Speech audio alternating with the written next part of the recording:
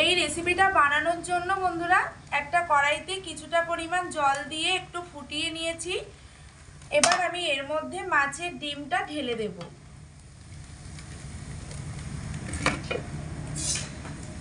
মাছের ডিম ঢেলে দিয়ে নাড়াচাড়া না করে এটাকে ঢাকা চাপা দিয়ে মোটামুটি 1 মিনিট মতো একটু ভাপিয়ে নেব হাই আঁচে রেখে।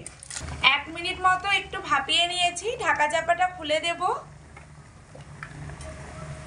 এবার আমি এর থেকে জল থেকে ছেঁকে ঝাঁঝরি হাতা দিয়ে আলাদা একটা পাত্রে তুলে নিচ্ছি।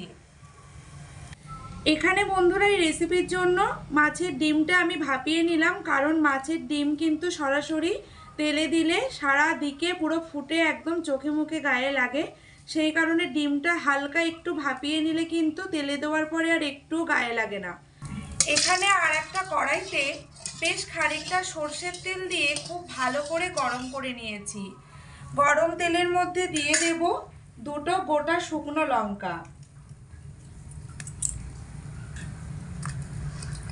এবার দিয়ে দেব 7-8টা রসুনের কোয়া, পেঁয়াজ কুচি একটা বড় সাইজে, 4টে চেরা কাঁচা লঙ্কা। এগুলোকে হালকা একটু লাল করে ভেজে নেব। খুব বেশি লাল করার দরকার নেই, জাস্ট হালকা একটু গায়ের লালচে রং ধরবে সেরকম করে ভেজে নিতে হবে। পেঁয়াজ হালকা লাল লাল করে ভাজা ভাজা হয়ে গেলে এবার এর মধ্যে আমি দিয়ে দেব স্বাদ মতো লবণ আর পরিমাণ মতো হলুদ গুঁড়ো।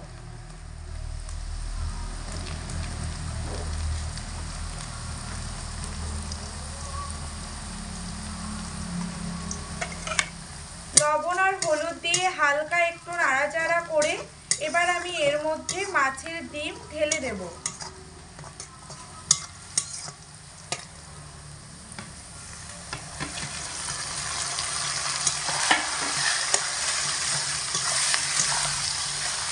মাছের ডিম দিয়ে কিন্তু এবারে মিডিয়াম আঁচে রেখে অনবরত নাড়াচাড়া করতে হবে।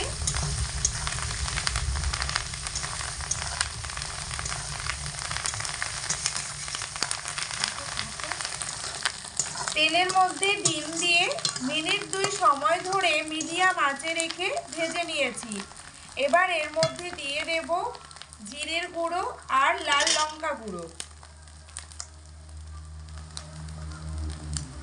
হাফ চামচ মতো লাল লঙ্কা গুঁড়ো দিয়ে দিচ্ছি।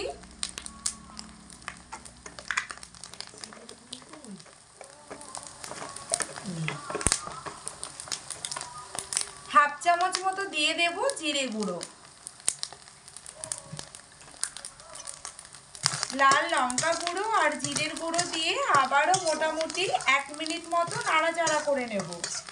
অবশ্যই কিন্তু বন্ধুরা এই সময় মিডিয়াম আঁচে রেখে করতে হবে। হাই আঁচে রেখে করলে কিন্তু খুব দ্রুত উপর থেকে লাল হয়ে পুড়ে যাবে আর ভেতরে কিন্তু কাঁচা নরম থেকে যাবে। মিডিয়াম আঁচে রেখে ভাজলে খুব সুন্দর হবে এই ডিম ভাজাটা।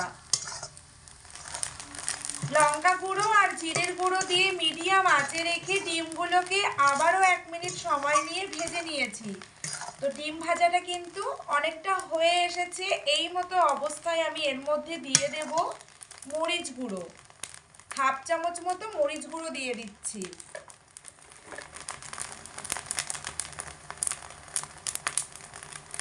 মরিচ গুঁড়োটা দেবেন বন্ধুরা, তাহলে কিন্তু ডিম ভাজাটা খেতে খুব ভালো লাগবে।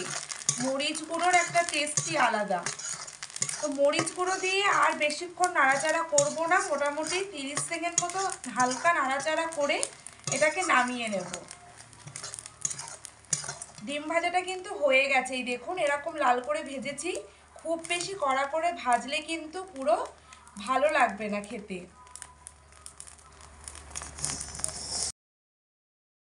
আজকে বন্ধুরা আমার এই মাছের ডিম ভাজার সুন্দর রেসিপিটা আপনাদের কেমন লাগলো তা অবশ্যই কমেন্ট করে জানাবেন। এই ডিম ভাজার রেসিপি কিন্তু গরম ভাতের সঙ্গে খেলে এক থালা ভাত অনায়াসে খাওয়া হয়ে যাবে, এতটাই সুন্দর লাগে এই ডিম ভাজার রেসিপি এই রকমভাবে বানালে। আজকের রেসিপি যদি ভালো লাগে তাহলে একটা লাইক করে দেবেন, বেশি বেশি করে শেয়ার করবেন, আমার এই চ্যানেলটি সাবস্ক্রাইব করে আমার পাশে থাকবেন সব সময়ের জন্য। আজকের মতো ভিডিওটা এই পর্যন্তই, দেখা হচ্ছে পরের কোনো ভিডিওতে। আজকের মতো আপনাদের সবাইকে ধন্যবাদ জানিয়ে বিদায় নিচ্ছি।